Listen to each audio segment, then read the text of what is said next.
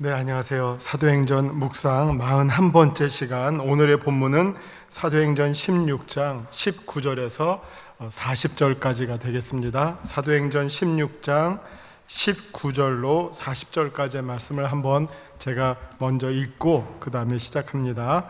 19절입니다. 여종의 주인들은 자기 수익의 소망이 끊어진 것을 보고 바울과 실라를 붙잡아 장터로 관리들에게 끌어갔다가 상관들 앞에 데리고 가서 말하되, 이 사람들이 유대인인데 우리 성을 심히 요란하게 하여 로마 사람인 우리가 받지도 못하고 행하지도 못할 풍속을 전한다 하거늘 무리가 일제히 일어나 고발하니 상관들이 옷을 찢어 벗기고 매로 치라 하여 많이 친 후에 옥에 가두고 간수에게 명하여 든든히 지키라 하니, 그가 이러한 명령을 받아 그들을 깊은 옥에 가두고 그 발을 착고에 든든히 채웠더니, 한밤중에 바울과 실라가 기도하고 하나님을 찬송하며 죄수들이 듣더라. 이에 갑자기 큰 지진이 나서 옥터가 움직이고 문이 곧 다 열리며 모든 사람의 매인 것이 다 벗어진지라. 간수가 자다가 깨어 옥문들이 열린 것을 보고 죄수들이 도망한 줄로 생각하고 칼을 빼어 자결하려 하거늘 바울이 크게 소리 질러 이르되, 내 몸을 상하지 말라, 우리가 다 여기 있노라 하니, 간수가 등불을 달라고 하며 뛰어들어가 무서워 떨며 바울과 실라 앞에 엎드리고 그들을 데리고 나가 이르되, 선생들이여 내가 어떻게 하여야 구원을 받으리이까 하거늘 이르되, 주 예수를 믿으라, 그리하면 너와 내 집이 구원을 받으리라 하고 주의 말씀을 그 사람과 그 집에 있는 모든 사람에게 전하더라. 그 밤 그 시각에 간수가 그들을 데려다가 그 맞은 자리를 씻어주고 자기와 그 온 가족이 다 세례를 받은 후 그들을 데리고 가서 자기 집에 올라가서 음식을 차려주고 그와 온 집안이 하나님을 믿음으로 크게 기뻐하니라. 날이 샘에 상관들이 부하를 보내어 이 사람들을 놓으라 하니, 간수가 그 말대로 바울에게 말하되, 상관들이 이 사람을 보내어 너희를 놓으라 하였으니 이제는 나가서 평안히 가라 하거늘 바울이 이르되, 로마 사람인 우리를 죄도 정하지 아니하고 공중 앞에서 때리고 옥에 가두었다가 이제는 가만히 내보내고자 하느냐? 아니라 그들이 친히 와서 우리를 데리고 나가야 하리라 한데, 부하들이 이 말을 상관들에게 보고하니 그들이 로마 사람이라 하는 말을 듣고 두려워하여 와서 권하여 데리고 나가 그 성에서 떠나기를 청하니, 두 사람이 옥에서 나와 루디아의 집에 들어가서 형제들을 만나보고 위로하고 가니라. 아멘.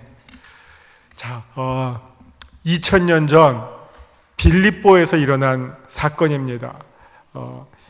제가 쭉 한번 길게 읽어드렸는데, 읽으실 때 그 당시의 상황을 한번 세밀하게 한번 이 머릿속에 그려가시면서 따라오시면 오늘 이 본문이 참 재미가 있어요. 그리고 아주 그 요소요소에 우리로 하여금 생각하게 하는 그 아주 중요한 포인트들이 많이 오늘 본문에도 담겨 있다라고 생각이 됩니다. 자, 빌립보에서 이제 바울의 제2차 선교 여행 가운데 빌립보에서의 사역이 이루어지고요. 그 전반부에서는 자주장사, 옥감장사 루디아를 만난 사건이 기록되고요. 후반부에서는 이 귀신 들려서 막 예언하고 다녔던 이런 정말 무당 같은 한 여인, 소녀를 치유한 사건이 기록이 되었고요.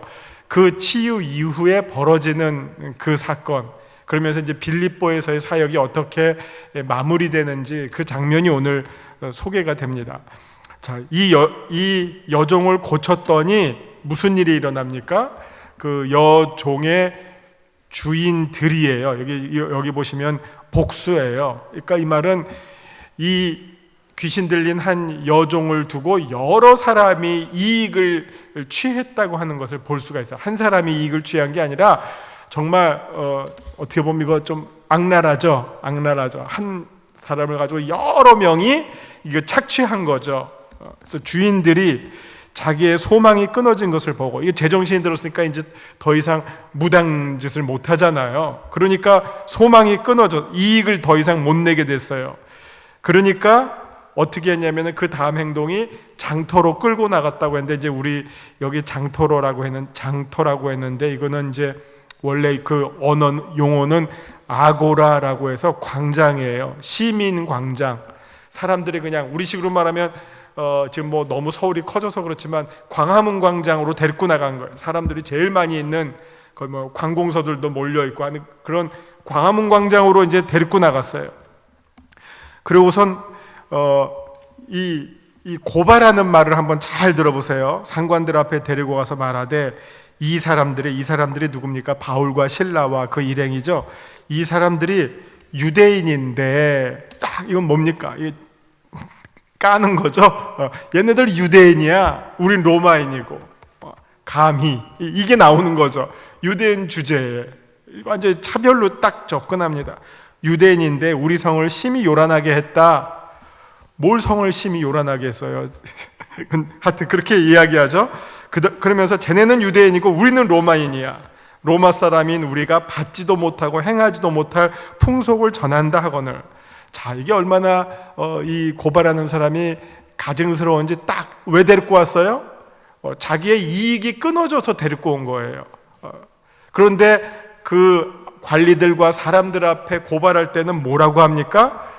자기의 이익이 끊어진 개인적인 이유로 데리고 나왔다고 말하지 않아요. 무슨 이유로 데리고 나옵니까? 우리의 풍속을 어지럽힌다. 우리식으로 말하면 이제 두 가지. 첫째는 풍기문란범 내지는 좀 더 심하게 말하면 사상범이에요. 사상범. 그렇게 이제 몰고 가는 거예요.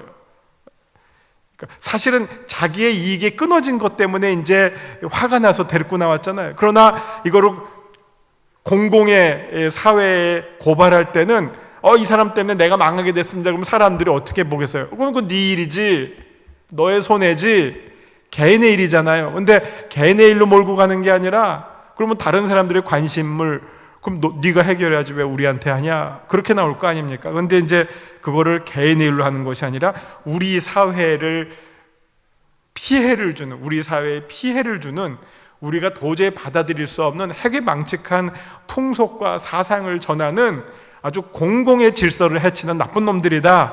이렇게 이제 고발을 딱 포장을 하는 거죠.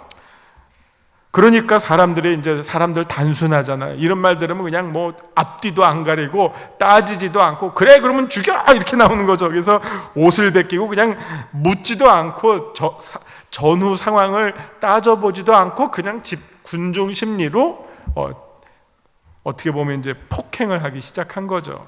이거는 폭행이죠. 법적 무슨 처벌이 아니라 그냥 마음대로 그냥 때리는 거죠. 폭행을 자행하는 거죠. 그래서 죽도록 때렸어요. 그 다음에 옥에 가두고 간수에게 명해서 잘 지켜라. 이렇게 이제 이게 어떻게 보면 첫 번째 상황입니다. 그래서 이제 감옥에 들어가게 됐습니다. 그래서 25절, 감옥에 들어가서 사실은 이때 바울과 실라가 얼마나 억울했겠습니까? 그러니까 기도를 했고 하나님을 찬송했다고 합니다.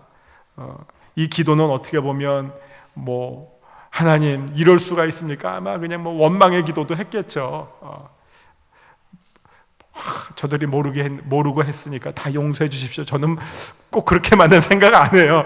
하나님 이렇게 억울할 수가 있으니까 뭐 그런 기도 해도 되잖아요. 하나님한테 우리가 뭐 하나님께 못할 말이 어디 있습니까? 억울할 때는 하나님께 떼쓰고, 하나님 이럴 수가 있습니까? 뭐 너무 저들이 악한데요 하고 하나님께 하소연도 했을 거예요. 그러면서 또 하나님께 찬송을 했다고 합니다.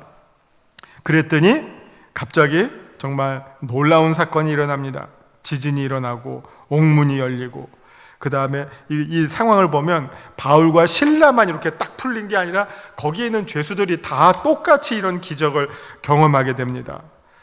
이 장면을 보고 27절 보면 간수가 자다가 깼어요. 그리고 옥문이 열리고 죄수들이 도망간 줄로 생각하고 이제 나는 끝났다 하고 자결을 하려고, 이거 뭐 자기가 뒷감당이 안 되니까 그냥 이건 내가 그냥 스스로 목숨을 끊어야 되겠다 하고 자결을 하려고 했어요. 그럴 때 바울이 크게 소리를 질러 이르되, 그러면 여러분 어떻게 생각이 됩니까? 내 몸을 상하지 말라, 우리가 다 여기 있노라, 이렇게 해서 이제 그 전에 제가 보기 여기 안 써 있지만 잠깐부터 했겠죠. 잠깐 스톱부터 했겠죠. 뭐 내 몸을, 우리가 여기 있으니까 내 몸을 상하지 말라, 이러면 그 사이에 죽죠. 그죠? 그 전에 아마 멈춰라부터 했을 거예요. 잠깐, 우리 여기 다 여기 있다. 여기 문어체로 써서 이렇게 나왔지, 그냥 급한 김에 잠깐 우리 여기 있어. 뭐 딴짓하지 마시오, 아마 그랬겠죠. 그러니까 간수가 이제 그 다음에 정신이 들어서 이렇게 본 거예요. 보니까 이 놀라운 일이 일어나지. 이게 몇 가지가, 이 간수는 여러 가지가 충격이에요. 일단 이게 다 옥문이 열리고 착고가 풀린 것도 첫 번째 놀랍고, 그 다음에 이건 어떻게 보면 이렇게 눈에 보이는 건데 또 더 놀란 게 뭐가 있을까요? 그랬는데 바울과 실라가 안 도망가고 앉아 있는 게 더 놀라웠을 거예요. 누구든지 다 도망가는 게 당연한데 이 죄수들은 안 나가고 거기에 버텨 앉아서 어떻게 보면 간수가 자기들을 찾기까지 기다려준 게 더 놀라웠을 거 아닙니까? 사실은 그게 이 사람의 마음을, 간수의 마음을 움직이는데 더 큰 영향을 준 요인이라고 볼 수 있겠죠. 자, 그랬더니 30절을 보시면 그들을 데리고 나가 이르되 선생들이여 내가 어떻게 하여야 구원을 받으리까 하거늘 이르되 주 예수를 믿으라 그리하면 너와 내 집이 구원을 받으리라 하고, 이렇게 너무 유명한 말이 나오잖아요. 우리가 전도할 때 제일 많이 쓰는 말입니다. 그죠?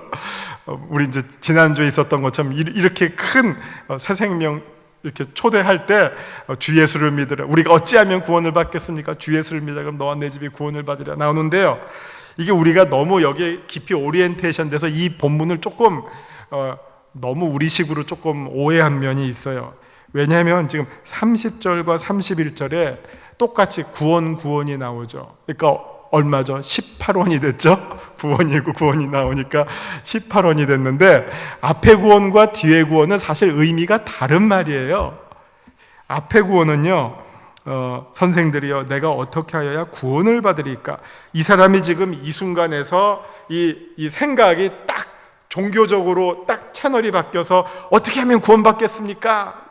이렇게 했을 거라고 우리는 생각하지만 사실은 그렇지 않아요. 여기에서 이 간수가 말하는 구원은요, 지금 이 벌어진 상황을 보고 내가 어떻게 해야지 이 문제를 풀겠습니까 하는 그런 의미의 구원이에요. 이게 좀 종교적으로 예수 믿고 구원받자가 아니라 그럴 수가 없어요. 지금 이 상황, 이 사람이 언제 뭘 들었다고요? 아직 복음을 듣기도 전인데요. 그러니까 어떻게 하면 내가 살겠습니까 하는 거예요. 그냥 단순하게 지금 내가 살 길이 뭡니까?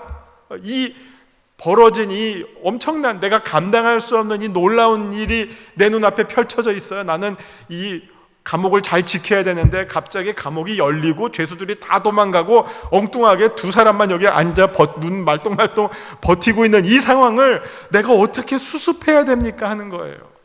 이 여기에 첫 번째 구원은.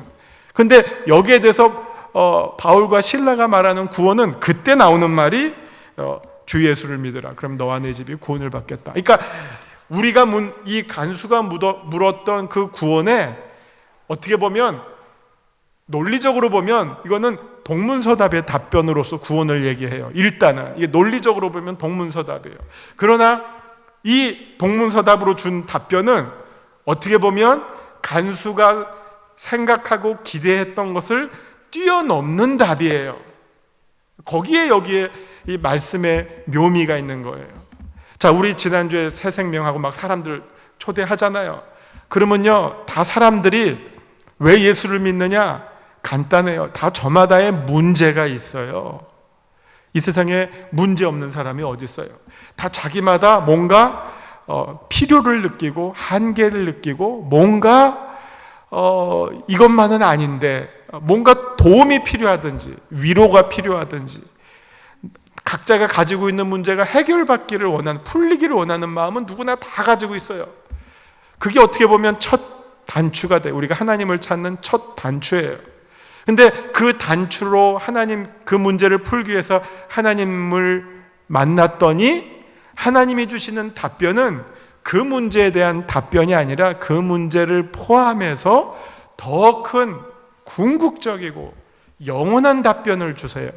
그게 지금 여기 두 사람 사이에 일어나는 그 대화에 담겨져 있는 진정한 비밀이에요. 우리는 각자 자기의 A라는 문제, B라는 문제를 가지고 하나님을 찾았지만 하나님이 우리에게 주시는 답변은 A에 맞는 답, B에 맞는 답이 아니라 우리의 전 삶을 해결해 줄 수 있는, 우리의 온 집안의 문제를 해결해 줄 수 있는 영원한 답변을 주셔요. 그게 지금 바울이 주고 있는 주 예수를 믿으라 그러면 너와 내 집이 구원을 받으리라. 또 예수님께서 마태복음에서 주신 말씀처럼 우리 이 구할 때에 이 답을 찾을 때의 그 방식을, 해법을 가르쳐 주신 게 뭡니까? 먼저 그의 나라와 그의 의의를 구하라. 그리하면 이 모든 것을 너에게 주신다. 그 질서를 우리가 배워나가는 게 어떻게 보면 신앙생활의 성숙의 과정이에요. 이게 처음부터 먼저 그의 나라와 그의 의의를 못 구해요. 그런 사람 있으면 나와보세요. 신앙생활을 해나가도 힘든 문제예요. 우리는 처음에 어떤 답을 구합니까? 나의 문제와 나의 답을 찾기를 원하지만, 그러나 하나님이 우리에게 원하시는 것은 그것 때문에 하나님을 찾게 됐지만 하나님이 궁극적으로 우리에게 주시고자 하는 것은 더 큰 하나님의 나라. 이 얼마나 큰 담론이에요. 거대 담론이잖아요. 하나님의 나라와 하나님의 의를 통해서 우리의 사소한 많은 문제들이 궁극적으로 풀리기를 원하시는 것, 이것이 바로 하나님께서 우리에게 원하시는, 우리를 대하시는 하나님의 방법이라고 하는 것을 우리가 여기서 볼 수 있습니다. 이 간수는 먼저 이 자기가 당면한 문제를 풀기를 물었지만, 그 답을 찾았지만 바울과 실라가 주고자 했던 답변은 온 집안이 구원을 받는 답을 제시하게 됩니다. 그래서 이 말씀을 듣고 그 사람과 그 집에 있는 모든 사람에게 하나님의 말씀을, 주님의 말씀을 전하게 됩니다. 그리고 그 밤에 그 모든 식구들이 다 세례를 받고요. 이런 거 보면 우리가 또 고넬료가 다 생각나잖아요. 바울과 베드로가 고넬료 가정에서 했던 것처럼 지금 여기에서도 바울이 이 간수의 가정에서 선교가 어떻게 이루어지는지를 그대로 보여주고 있고요. 그 다음에 이 본문에서 이게 중요한 목적인지는 모르겠는데 조금 재밌는, 약간 예외적인 것들이 보여져요. 이 본문에서는 사실 우리는 먼저 믿고 세례를 받잖아요. 그렇죠? 믿고 세례를 받는데 분명히 여기서도 그런 내용은 담겨져 있을 텐데 이 겉으로 글자만 보면요, 세례받고 믿게 된 것처럼 설명이 나와요. 왜냐하면 30절에 가족이 다 세례를 받았고 그 다음에 34절에 그 결과 온 집안이 하나님을 믿음으로 크게 기뻐하다, 이렇게 나오죠. 그 순서가 조금 여기서는 독특하게 나오고 있고요. 그 다음에 35절 날이 새매 상관들이 부하를 보내어 이 사람들을 놓으라 하니, 이게 참 궁금해요. 왜 밤사이에 무슨 일이 일어났을까 하는 거예요. 그러니까 여기에 대한 직접적인 언급은 성경에 안 나와요. 그러나 우리가 추정컨대 이 상관들이 밤사이에 일어난 일을 보고를 받았을 거예요. 밤사이에 이상한 일이 일어났다. 이건 정말 설명할 수 없는 기적과 같은 일이 일어났다. 옥문이 다 열리고 죄수들이 다 도망갔는데 이 두 사람은 남아있더라. 참 이상한 사람들이다. 그래서 이 사람들을 오히려 간수가 데리고 가서 잘 돌봐주었다고 그러더라 하는 게 아마 보고가 됐을 것 같아요. 그거를 보고 이 위에 상관들이 뭔가 이거는 좀 이상하다, 이건 범상치 않다, 그러니까 이거는 우리가 그냥 계속해서 끼고 있는 것보다는 그냥 내보내는 게 좋을 것 같다, 그냥 없던 일로 치는 게 좋을 것 같다 해서 제가 볼 때 내보내라고 하는 거는 약간 무마의 차원이었어요. 무마. 우리가 무슨 뭐 일할 때 이거 계속 끼고 있다가는 오히려 더 힘들 것 같은데, 더 부담이 될 것 같은데, 오히려 내가 더 말릴 것 같은데, 뭐 그런 예감이 오면 그냥 적당한 선에서 덮는 일들이 있잖아요. 그렇게 해서 이제 이 상관들은 부하를 보내서 그냥 조용히 처리하려고 했어요. 마치 아무 일도 안 일어난 것처럼. 근데 여기서 또 예외적인 일이 나옵니다. 그러면 이제 바울과 실라는 어떻게 하면 될까요? 그냥 나가라고 했으니까 어휴 잘 됐네, 그냥 나가면 되죠. 그러면 상황 끝. 그럴 것 같은데 거꾸로예요. 이번에는 거꾸로, 어떻게 보면 역공이 갑니다.